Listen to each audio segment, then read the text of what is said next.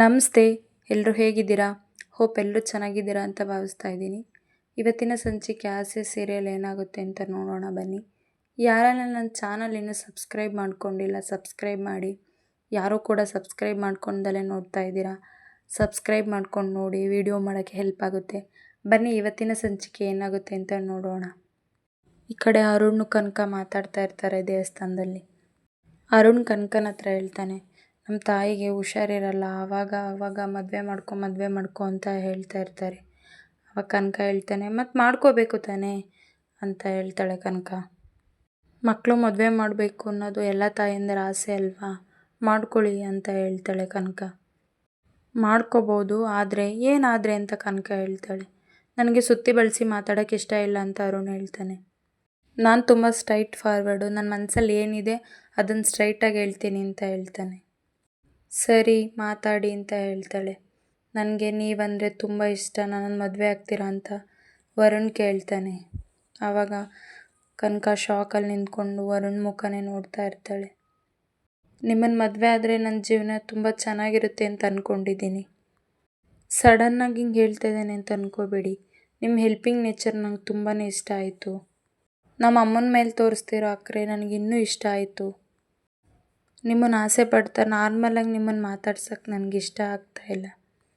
ಅದಕ್ಕೆ ನನ್ನ ಮನಸ್ಸಲ್ಲಿರೋದ ನಿಮ್ಮ ಹತ್ರ ಡೈರೆಕ್ಟಾಗಿ ಹೇಳಿದ್ದೀನಿ. ಪರವಾಗಿಲ್ಲ, ನಿಮಗಿಷ್ಟ ಇಲ್ಲ ಅಂದರೆ ನೀವು ಡೈರೆಕ್ಟಾಗಿ ಹೇಳ್ಬೋದು. ಅಲ್ಲ ಆ ಥರ ಏನಲ್ಲ, ಸಡನ್ಲಿ ಹೇಳಿದ್ರಲ್ಲ, ನನಗೆ ಏನು ಹೇಳ್ಬೇಕಂತ ಗೊತ್ತಾಗ್ತಾಯಿಲ್ಲ ಅಂತ ಕನಕ ಹೇಳ್ತಾಳೆ.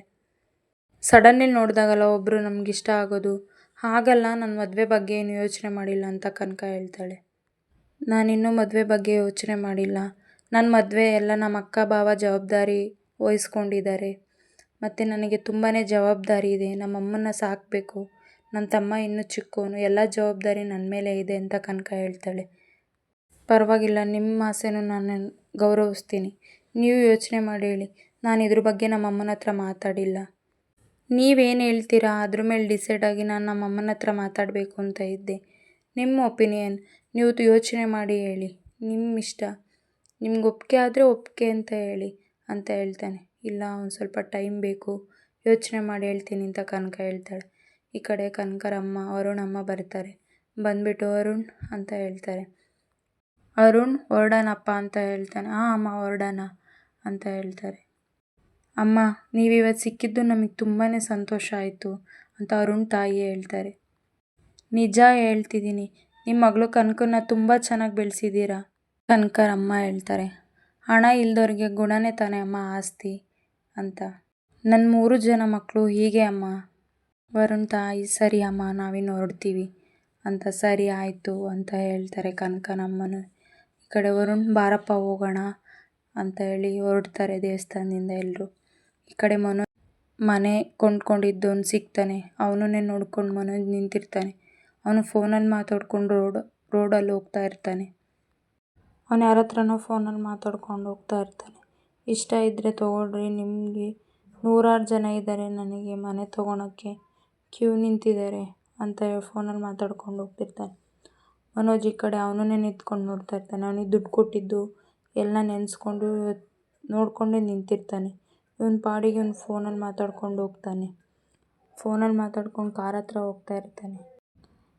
ನನ್ನ ಮಗನೇ ವಿಶ್ವಾಸ ಅಂತ ಮನೋಜ್ ಅವನ ಹಿಂದೆನೇ ಓಡ್ತಾನೆ. ಅವನ ಕಾರ್ ಡ್ರೈವರಿಗೆ, ಹೋಗಪ್ಪ ಬೇಗ ಹೋಗಪ್ಪ, ಎಕ್ಸ್ಟ್ರಾನೇ ಕೊಡ್ತೀನಿ ಹೋಗಪ್ಪ, ನಾನು ಅವನ ಕೈ ಸಿಗಾಕೊಂಡ್ಬಿಟ್ರೆ ನಾನು ತಿಥಿ ಮಾಡಿಬಿಡ್ತಾನೆ, ಹೋಗಪ್ಪ ಅಂತ ಹೇಳ್ತಾ ಇರ್ತಾನೆ. ಇವನು ಮನೋಜ್ ಹಿಂದೆನೇ ಓಡೋಗ್ತಾ ಇರ್ತಾನೆ. ಹಿಂದೆನೇ ಓಡಬೇಕಾದ್ರೆ ದಾರಿಲಿ ಹೋಗ್ತಿರೋರು ಎಲ್ಲರಿಗೂ ಡಿಕ್ಕಿ ಹೊಡಿತಾನೆ. ಡಿಕ್ಕಿ ಹೊಡೆದ್ಬಿಟ್ಟು ಒಂದು ಗಾಡಿಗೆ ಡಿಕ್ಕಿ ಹೊಡೆದ್ಬಿಟ್ಟು ಗ್ಲಾಸ್ ಎಲ್ಲ ಪುಡಿ ಆಗಿಬಿಡುತ್ತೆ. ಕಡೆ ಟ್ರಾಫಿಕ್ ಪೊಲೀಸು ರೌಡಿಗಳಿಗೆಲ್ಲ ಡಿಕ್ಕಿ ಹೊಡಿತಾನೆ. ಅವರೆಲ್ಲ ಅಟ್ಟಿಸ್ಕೊಂಡು ಹೋಗ್ತಾ ಇರ್ತಾರೆ ಮನೋಜ್ ಹೋಗಿ ಗಾಡಿಗೆ ಡಿಕ್ಕಿ ಹೊಡಿತಾನೆ. ಡಿಕ್ಕಿ ಹೊಡೆದ ತಕ್ಷಣ ಕಣ್ಣಿಗೆಲ್ಲ ಗಾಜಿನ ಚೂರೆಲ್ಲ ಚುಚ್ಕೊಳುತ್ತೆ. ಆವಾಗ ಹಾಸ್ಪಿಟ್ಲಿಗೆ ಕರ್ಕೊಂಡು ಹೋಗ್ತಾರೆ. ಈ ಕಡೆ ಸೂರ್ಯ ಕಾಫಿ ಕುಡ್ಕೊಂಡು ಮೊಬೈಲ್ ನೋಡ್ಕೊಂಡು ಕೂತಿರ್ತಾನೆ. ಕಾಫಿ ಕುಡ್ಕೊಂಡು ಮೊಬೈಲಲ್ಲಿ ಸಾಂಗ್ ಹೇಳ್ಕೊಂಡು ಕೂತಿರ್ತಾನೆ.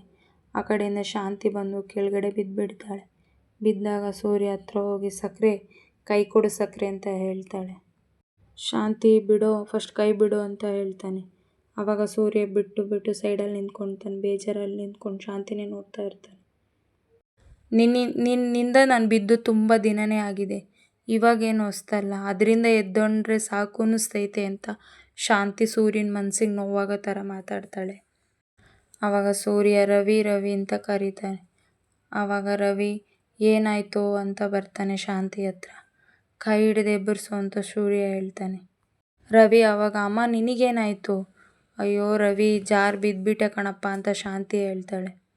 ಹಿಡ್ಕೊಳ್ಳೋ ರವಿ ಹಿಡ್ಕೊಳ್ಳೋ ಅಂತ ಹೇಳ್ತಾನೆ. ಆವಾಗ ಬಾ ಅಮ್ಮ ಅಂತ ರವಿ ಹರಿತಾನೆ. ಆವಾಗ ಸೂರ್ಯ ಏಳು ಸಕ್ಕರೆ ಬಿಡೋ ನನ್ನ ಕೈಯ, ನೀನು ಮುಟ್ಬೇಡ ಅಂತ ಸೂರ್ಯಂಗೆ ಬೇಜಾರಾಗೋ ಥರ ನಡ್ಕೊತಾಳೆ ಶಾಂತಿ. ನಿನ್ನ ಜೊತೆ ನಾನು ಎಲ್ಗೂ ಬರಲ್ಲ ಅಂತ ಶಾಂತಿ ಬೈತಾಳೆ. ರವಿ ನನ್ನ ಹಿಡ್ಕೊಂಡೋಗಿ ಒಳಗೆ ಕೂರಿಸಿ ಕಾಲು ಹೊತ್ತೋ ಸ್ವಲ್ಪ ಅಂತ ಹೇಳ್ತಾಳೆ. ಆವಾಗ ಸೂರ್ಯ ನಾನು ಹೊತ್ತುತ್ತೀನಿ ಸಕ್ಕರೆ ಅಂತಾನೆ. ಏನು ಬೇಕಾಗಿಲ್ಲ ಅಂತ ಹೇಳ್ತಾಳೆ. ಈ ಕಡೆ ಸೂರ್ಯ ಹೊರಗಡೆ ಬಂದು ಕೂತಿರ್ತಾನೆ. ಮೀನಾ ಯಾಕ್ರಿ ಅಳ್ತಾ ಇದ್ದೀರಾ ಅಂತ ಬರ್ತಾಳೆ. ಆವಾಗ ರಂಗನಾಥ್ ಅಂತ ಅಂದ್ಕೊಂಡು ಸೂರ್ಯ ಎದ್ದು ನಿಂತ್ಕೊಂಡು ಹೇಳಪ್ಪ ಅಂತ ಅಂತಾನೆ. ಯಾಕ್ರಿ ಅಪ್ಪ ಬಿಟ್ಟರೆ ಇನ್ಯಾರೂ ಕಾಣಿಸಲ್ವಾ, ಈ ಮನೇಲಿ ಯಾರೂ ಇಲ್ವಾ ಅಂತ ಮೀನಾ ಹೇಳ್ತಾಳೆ ಸೂರ್ಯಂಗೆ.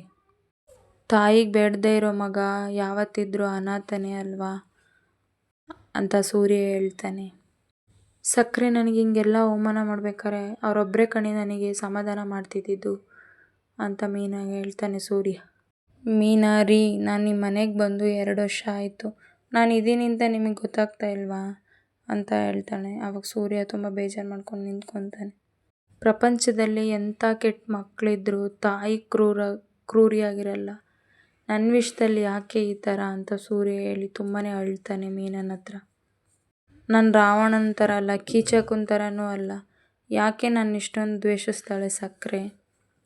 ಅವರಿಗೆಲ್ಲ ಸಿಕ್ಕಿದಂಥ ತಾಯಿ ಪ್ರೀತಿ ನನಗೆ ಯಾಕಮ್ಮ ಸಿಗ್ತಾ ಇಲ್ಲ ಮೀನಾ ಅಂತ ಮೀನಿಂಗೆ ಹೇಳ್ತಾನೆ ಸೂರ್ಯ.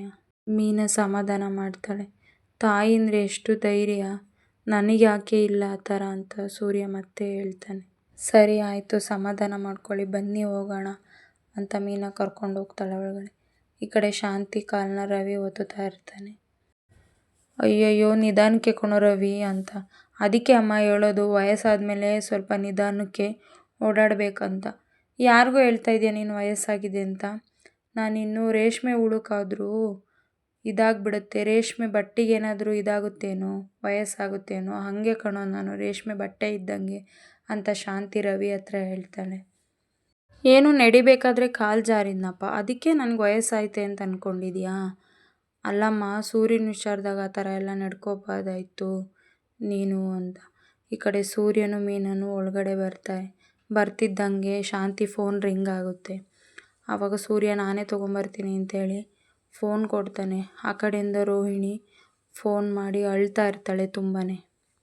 ಹೇಗೆ ಹೇಳೋಣ ಅತ್ತೆ, ಮನೋಜಿಗೆ ಏನಾಯ್ತಮ್ಮ? ಅತ್ತೆ, ಮನೋಜಿಗೆ ಆಕ್ಸಿಡೆಂಟ್ ಆಗಿದೆ ಅಂತಂತಾಳೆ. ಏನು ಹೇಳ್ತಾ ಇದೆಯಮ್ಮ ಅಂತ ಶಾಂತಿ ಕೇಳ್ತಾಳೆ. ಹ್ಞೂ ಅತ್ತೆ, ಮನೋಜಿಗೆ ಆಕ್ಸಿಡೆಂಟ್ ಆಗಿದೆ ಅಂತ ಹೇಳ್ತಾಳೆ. ಏನಮ್ಮ ಹೇಳ್ತಾ ಇದೆಯಾ, ಮನೋಜಿಗೆ ಆಕ್ಸಿಡೆಂಟ್ ಆಗಿದೆ ಅಂತ? ಆಕ್ಸಿಡೆಂಟಾ ಅಂತ ಶಾಂತಿ ಗಾಬರಿಯಿಂದ ತುಂಬಾ ಅಳ್ತಾ ಇರ್ತಾಳೆ. ಆ ಕಡೆ ಸೂರ್ಯ ಕೊಡು ಸಕ್ಕರೆ ಅಂತ ಫೋನ್ ಇಸ್ಕೊಂಡು ಮಾತಾಡ್ತಾನೆ. ನಾನು ಸೂರ್ಯ ಮಾತಾಡ್ತಾ ಇರೋದು. ಯಾವ ಆಸ್ಪತ್ರೆ, ಏನಾಗಿದೆ ಹೇಳು? ಆವಾಗ ರಂಗನಾಥ್ ಸೂರ್ಯನ ಹತ್ರ ಹೋಗ್ತಾನೆ. ಏನಾಯ್ತಪ್ಪ ಇರಪ್ಪ ಕೇಳ್ತೀನಿ ಅಂತ. ಆವಾಗ ರೋಹಿಣಿ ತುಂಬಾ ಅಳ್ತಾ ಮನೋಜನ ಐಸಿಯುಗೆ ಅಡ್ಮಿಟ್ ಮಾಡಿದಾರಂತಪ್ಪ ಅಂತ, ಬನ್ನಿ ಹಾಸ್ಪಿಟ್ಲಿಗೆ ಹೋಗೋಣ, ಆಕ್ಸಿಡೆಂಟ್ ಆಗಿದೆ ಅಂತ ಸೂರ್ಯ ಹೇಳ್ತಾನೆ ರಂಗನಾಥ್ ಅಂತ. ಏನು ಹೇಳ್ತಾ ಇದೆಯಪ್ಪ ಅಂತ ರಂಗನಾಥ್ ಗಾಬರಿಯಿಂದ ನಿಂತ್ಕೊತಾನೆ. ರಂಗನಾಥ್ ಹೇಳ್ತಾನೆ, ಐಸಿಯುಲಿ ಅಡ್ಮಿಟ್ ಮಾಡಿದ್ದಾರೆ ಅಂದರೆ ಏನು ದೊಡ್ಡದಾಗೆ ಆಗಿರಬೇಕಪ್ಪ, ಅದಕ್ಕೆ ಐಸಿಯುಲಿ ಅಡ್ಮಿಟ್ ಆಗಿರೋದು ಅಂತ ರಂಗನಾಥ್ ಹೇಳ್ತಾನೆ. ಸೂರ್ಯ ಹೇಳ್ತಾನೆ, ಅಪ್ಪ ಅವನಿಗೇನೂ ಆಗಿರಲ್ಲಪ್ಪ, ನೀನೇನು ಹೆದರ್ಕೋಬೇಡ ಅಂತ.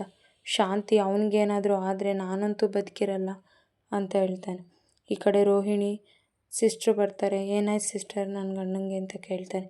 ಡಾಕ್ಟ್ರು ಟ್ರೀಟ್ಮೆಂಟ್ ಮಾಡ್ತಿದ್ದಾರೆ ಮೇಡಮ್, ಇರಿ, ಅವಸರ ಮಾಡಬೇಡಿ, ಹೇಳ್ತೀವಿ ಅಂತ ಸಿಸ್ಟ್ರ್ ಹೇಳ್ತಾರೆ. ಆವಾಗ ಸಿಸ್ಟ್ರು ಹೋಗ್ತಾರೆ. ಈ ಕಡೆ ರೋಹಿಣಿ ನಿಂತಿರ್ತಾಳೆ. ನಿಂತಿರ್ಬೇಕಾದ್ರೆ ಆ ಕಡೆಯಿಂದ ಡಾಕ್ಟ್ರು ಮನೋಜನ್ನ ಕರ್ಕೊಂಬರ್ತಾರೆ. ಆವಾಗ ಹತ್ರಕ್ಕೆ ಹೋಗಿ ತುಂಬಾ ಅಳ್ತಾ ಇರ್ತಾಳೆ. ಮನೋಜ್, ಏನಾಯಿತು ನಿಮಗೆ, ಏನಾಯಿತು ಅಂತ ರೋಹಿಣಿ ತುಂಬಾ ಅಳ್ತಿರ್ತಾಳೆ. ಏನಾಗಿದೆ ಮನೋಜ್, ಇದೆಲ್ಲ ಹೇಗಾಯಿತು ಅಂತ ತುಂಬಾ ಅಳ್ತಿರ್ತಾಳೆ ರೋಹಿಣಿ. ಡಾಕ್ಟರ್ ಇವ್ರಿಗೆ ಏನಾಗಿದೆ ಡಾಕ್ಟರ್, ಯಾಕೆ ಕಣ್ಣಿಗೆ ಬ್ಯಾಂಡೇಜ್ ಕಟ್ಟಿದ್ದೀರಾ ಅಂತ ಡಾಕ್ಟರ್ ಕೇಳ್ತಾಳೆ ರೋಹಿಣಿ. ಆವಾಗ ಡಾಕ್ಟರು ಅವರು ಕಣ್ಣಿಗೆ ಗಾಜು ತುಂಬಾ ಚುಚ್ಚಿಬಿಟ್ಟಿದೆ, ಹಾಗಾಗಿ ಆ ಗಾಜೆಲ್ಲ ತೆಗೆದ್ಬಿಟ್ಟು ಆಪ್ರೇಷನ್ ಮಾಡಿದ್ದೀವಿ ಅಂತ ಹೇಳ್ತಾರೆ. ಆವಾಗ ರೋಹಿಣಿ, ನೋಡಿ ಮನೋಜ್, ನಾನು ರೋಹಿಣಿ ಬಂದಿದ್ದೀನಿ, ಮಾತಾಡಿ ಮನೋಜ್ ಅಂತಿರ್ತಾಳೆ. ಈ ಕಡೆ ಶಾಂತಿ, ರಂಗನಾಥ್, ರವಿ ಎಲ್ಲ ಬರ್ತಾರೆ, ಸೂರ್ಯ, ಮೀನಾ ಎಲ್ಲ ಬರ್ತಾರೆ. ಬಂದ್ಬಿಟ್ಟು ಏನಾಗಿದೆ ಮನೋಜ್ಗೆ ಅಂತ ಶಾಂತಿ ಕೇಳ್ತಾಳೆ. ರೋಹಿಣಿ, ಪ್ಲೀಸ್ ಡಾಕ್ಟರ್, ನಾನು ಕಣ್ಣು ಕೊಡ್ತೀನಿ, ಹೇಗಾದರೂ ಮಾಡಿ ನನ್ನ ಗಂಡಂಗೆ ಆಪ್ರೇಷನ್ ಮಾಡಿ ಅಂತ. ಇಲ್ಲಮ್ಮ, ಬದುಕಿರೋರು ಕಣ್ಣೆಲ್ಲ ಆಗಲ್ಲ, ನೋಡೋಣ ಇರಿ, ಎಲ್ಲ ಕಣ್ಣು ಟೆಸ್ಟ್ ಮಾಡಿ ಏನಾಗಿದೆ ಅಂತ ಆಮೇಲೆ ನಿಮ್ಗೆ ಅಪ್ಡೇಟ್ ಮಾಡ್ತೀನಿ ಅಂತ ಡಾಕ್ಟ್ರ್ ಹೇಳ್ತಾಳೆ. ರೋಹಿಣಿ ಶಾಂತಿ ತಪ್ಪಿಕೊಂಡು, ಅತ್ತೆ ಏನಾಯಿತು, ಎಂಥ ಕೆಲಸ ಮಾಡಿಕೊಂಡ್ರು ನೋಡಿ ಅತ್ತೆ ಮನೋಜ್ ಅಂತ ತುಂಬಾ ಅಳ್ತಿರ್ತಾಳೆ. ಶಾಂತಿ ಮನೋಜ್ ಹತ್ರ ಹೋಗಿ, ಮನೋಜ್ ಎದ್ದೋಳಪ್ಪ ಕಂದ, ಅಮ್ಮ ಬಂದಿದ್ದೀನಿ ಅಂತ ಹೇಳ್ತಿರ್ತಾಳೆ. ತುಂಬಾ ಅಳ್ತಿರ್ತಾಳೆ. ಎಲ್ಲರೂ, ರಂಗನಾಥ್ ಎಲ್ಲ ತುಂಬ ಅಳ್ತಿರ್ತಾರೆ. ಶಾಂತಿ, ಇಲ್ಲ ಮನೋಜಿಗೆ ಏನೂ ಆಗಿಲ್ಲ ಅಂತ ಹೇಳ್ತಾಳೆ ರಂಗನಾಥಿಗೆ. ರೋಹಿಣಿ, ಇವನಿಗೇನೂ ಆಗಿಲ್ವಲ್ಲಮ್ಮ, ಯಾಕೆ ಕಣ್ಣಿಗೆ ಬ್ಯಾಂಡೇಜ್ ಹಾಕಿದ್ದಾರೆ ಅಂತ ಕೇಳ್ತಾಳೆ. ಆಕ್ಸಿಡೆಂಟ್ ಆದಾಗ ಕಣ್ಣಿಗೆ ಗ್ಲಾಸ್ ಪೀಸೆಲ್ಲ ಚುಚ್ಚಿ ಆಪ್ರೇಷನ್ ಮಾಡಿದ್ದಾರೆ ಅತ್ತೆ ಅಂತ ರೋಹಿಣಿ ಹೇಳ್ತಾಳೆ. ಮತ್ತೆ ಶಾಂತಿ, ಮನೋಜ ಎದ್ದೇಳಪ್ಪ ಅಂತ ಹೇಳ್ತಾಳೆ. ಡಾಕ್ಟ್ರು, ಡಿಸ್ಟರ್ಬ್ ಮಾಡಬೇಡಿ, ಅವ್ರಿಗೆ ಪ್ರಜ್ಞೆ ಇಲ್ಲ ಅಂತ ಹೇಳ್ತಾಳೆ. ಈ ಕಡೆ ಪ್ರಜ್ಞೆ ಬಂದಿರುತ್ತೆ. ಎಲ್ಲರೂ ಹೋಗ್ತಾರೆ ಮನೋಜನ ಹತ್ರ. ಈ ಕಡೆ ಪೊಲೀಸು ಬಂದಿರ್ತಾರೆ. ಯಾಕಪ್ಪ ನೀನು ಹೋಗ್ಬಿಟ್ಟು ಹಂಗೆ ಗುದ್ದೋಂಗೆ, ಯಾರಪ್ಪ ಸಿಕ್ಕಿದ್ರು ನಿನಗೆ, ಯಾಕೆ ಆ ಥರ ಓಡೋದೆಯಪ್ಪ ಅಂತ ಕೇಳ್ತಾರೆ. ಆವಾಗ ಮನೋಜ್ ಇದ್ದನು, ನಾನು ಮನೆ ತೊಗೊಂಡಿದ್ನಲ್ಲ, ಅವನು ಮೋಹನ್ ಸಿಕ್ಕಿದ್ದ, ಅದಕ್ಕೆ ಅವನು ಹಿಡಿಯೋಕ್ಕೆ ಅಂತ ಅಷ್ಟೊಂದು ಜೋರಾಗಿ ಓಡಿದೆ ಅಂತ ಹೇಳ್ತಾನೆ ಮನೋಜ್.